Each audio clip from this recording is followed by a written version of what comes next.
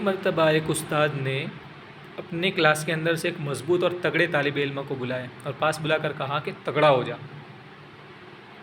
پھر اس کے کندھے پر ہاتھ رکھ کر اس کو دبانا شروع کیا. وہ تو تگڑا تھا, کھڑا رہا, نہیں دب رہا تھا, لیکن پھر بھی اس کو دبانے کے لیے اور زیادہ استاد صاحب نے زور لگایا, بہت زیادہ زور لگایا. تو آہستہ آہستہ وہ جھکنے لگا, دبنے لگا.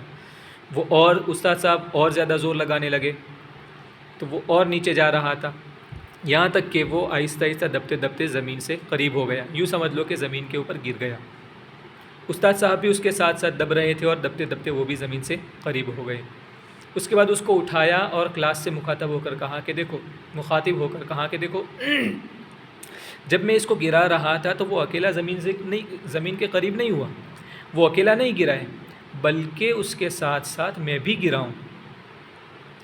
اور پھر استاد صاحب نے رک کر ایک ٹھنڈی سانس لی اور کہا کہ دیکھو, جب بھی ہم زندگی میں کسی کو گرانے کی کوشش کرتے ہیں تو صرف وہ سامنے والا نہیں گرتا ہے, بلکہ اس کے ساتھ ساتھ ہم بھی گر جاتے ہیں.